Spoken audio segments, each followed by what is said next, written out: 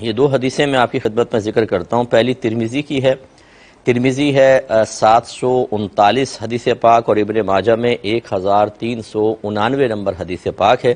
سیدہ عائشہ صدیقہ رضی اللہ تعالی عنہا اس کی راویہ ہیں، کہتی ہیں کہ ایک رات نبی کریم صلی اللہ علیہ وسلم کو میں نے اپنے پڑوس سے غائب پایا، یعنی آپ کی باری تھی، سرکار آپ کے حجرے میں تھے، لیکن آپ کی آنکھ کھلی تو سرکار نہیں تھے۔ تو کہتی ہے میں تحقیق حال کے لیے باہر نکلی تو میں نے آپ کو جنت البقیع کے قبرستان میں پایا۔ تو سرکار نے مجھے دیکھ کے فرمایا کہ اے عائشہ، کہ آپ اس بات کا خوف رکھتی ہیں کہ اللہ تبارک و تعالیٰ یا اس کے رسول آپ کے حق میں کوتاہی کریں گے، یعنی یہ کہ آپ نے ایسا گمان کیا کہ میں کسی اور زوجہ کے پاس چلا جاؤں گا؟ تو سیدہ عائشہ نے بالکل واضح اور صاف اپنی گزارش کی کہ یا رسول اللہ، بے شک میں نے گمان کیا تھا کہ شاید آپ اپنی دیگر ازواج کے پاس تشریف لے گئے ہیں، یعنی اس غیرت نے مجھے ادھر تحقیق کے لیے باہر آنے پہ مجبور کیا۔ تو نبی کریم صلی اللہ علیہ وسلم نے فرمایا کہ بے شک اللہ تعالیٰ ان اللہ ینزل لیلۃ النصف من شعبان الی السماء الدنیا، کہ بے شک اللہ تعالیٰ 15ویں شعبان کو یا شعبان کی نصف شعبان کی رات کو اپنی شان کے لائق آسمان دنیا پر نزول فرماتا ہے۔ فَيَغْفِرُ لِأَكْثَرَ مِنْ عَدَدِ شَعَرِ غَنَمِ كَلْبٍ، پھر وہ بنی کلب ایک قبیلہ تھا، اس کی بکریوں کے بالوں سے زیادہ لوگوں کی بخشش و مغفرت فرما دیتا ہے۔ اس کا مطلب ہے کہ یہ رات بڑی افضل اور مبارک رات ہے۔ اور اسی طریقے سے دوسری حدیث میں جس کے راوی حضرت مولا علی رضی اللہ تعالی عنہ ہیں، یہ کہتے ہیں کہ نبی کریم صلی اللہ علیہ وسلم نے ارشاد فرمایا، یہ سنن ابن ماجہ کی 1388 نمبر حدیث پاک ہے، کہ سرکار فرماتے ہیں اذا کانت لیلۃ النصف من شعبان، کہ جب شعبان نصف شعبان کی رات ہوتی ہے، فقوموا لیلہا، تو اے لوگو تم اس کے رات میں قیام کرو، وصوموا نہارہا، اور اس کے دن میں روزہ رکھو، یعنی اگلے دن۔ اور یہ دونوں استحبابی حکم ہے کہ وجوبی نہیں ہے، عبادت کرو، اگلے دن روزہ رکھو۔ فَإِنَّ اللَّهَ يَنزِلُ فِيهَا لِغُرُوبِ الشَّمْسِ إِلَى سَمَاءِ الدُّنْيَا، کیونکہ اللہ تعالیٰ غروب شمس کے بعد اس رات میں آسمان دنیا پر اپنی شان کے لائق نزول فرماتا ہے۔ فَيَقُولُ، پھر اللہ تعالیٰ فرماتا ہے کہ أَلَا مِن مُسْتَغْفِرٍ لِي، کیا کوئی مجھ سے مغفرت طلب کرنے والا ہے؟ فَأَغْفِرَ لَهُ، تو میں اس کی بخشش فرما دوں۔ أَلَا مُسْتَرْزِقٌ، ہے کوئی رزق طلب کرنے والا؟ فَأَرْزُقَهُ، تو میں اس کو رزق عطا فرماؤں۔ أَلَا مُبْتَلًا، کیا کوئی آزمائش میں مبتلا شخص ہے؟ فَأُعَافِيَهُ، تو میں اس کی بخشش فرما دوں۔ سرکار فرماتے ہیں کہ اللہ تعالیٰ ایسے ہی کہتا رہتا ہے حَتَّى يَطْلُعَ الْفَجْرِ، یہاں تک کہ فجر طلوع ہو جاتی ہے۔ ان دونوں حدیثوں میں دیکھیں کہ نبی کریم نے اس رات میں بخشش و مغفرت کی بشارتیں بھی دی ہیں، اور اللہ تبارک و تعالیٰ کی طرف سے انعامات کا ذکر بھی فرمایا ہے۔ تو اس لیے اس رات میں آپ عبادت کریں۔ بس یہاں ایک وضاحت میں کر دیتا ہوں کہ جب آپ یہ حدیثیں کسی کے سامنے بیان کریں گے تو وہ کہیں گے یہ ضعیف حدیثیں ہیں۔ بالکل میں بھی مانتا ہوں یہ ضعیف حدیثیں ہیں، لیکن یہ ذرا سمجھ لیجئے گا کہ ایک ضعیف حدیث ہوتی ہے، ایک موضوع ہوتی ہے۔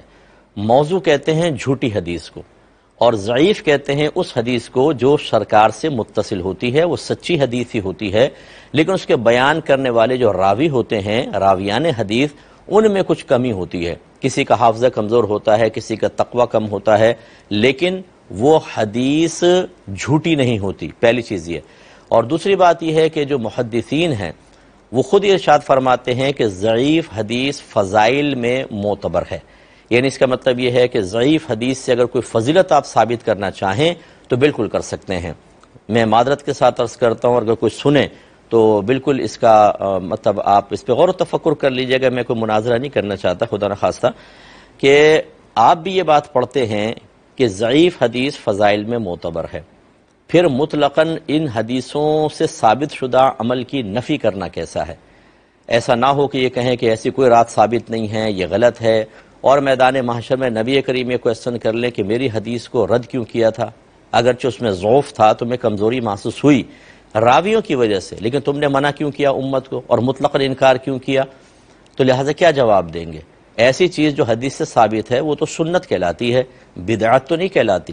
تو ایک تو یہ ہے۔ دوسرا ایک اور جہت ہے، وہ یہ کہ کیا اجتماعی طور پہ اس عبادات اختیار کر سکتے ہیں؟ جیسے مساجد میں آ جائیں، یہ یہ وہ بعض لوگ کہتے ہیں کہ چلو ٹھیک ہے حدیثوں سے ثابت ہوا لیکن اپنے گھر میں عبادت کریں آپ مساجد میں آ جاتے ہیں وہاں پہ مجمع کثیر ہو جاتا ہے، یہ دکھائیں سرکار کے دور میں کہاں تھا۔ پہلی بات تو یہ کہ جب نبی کریم صلی اللہ علیہ وسلم کسی چیز کی فضیلت ذکر فرمائیں، میں دائرہ ادب میں رہ کے کویسچن کرتا ہوں تو کیا وہ یہ کہتے ہیں کہ اجتماع نہ کرنا بلکہ سنگل کرنا؟ بس کہاں لکھا ہے؟ نبی کریم نے تو نہیں فرمایا۔ جب ایک ترغیب دے دی تو وہ اجتماعی طور پہ کریں، انفرادی طور پہ کریں، یا مسجد میں کریں، گھر میں کریں، ہر چیز ہر طریقے سے مطلقاً ان فضیلتوں کو حاصل کرنے کی اجازت اس میں پوشیدہ ہوتی ہے۔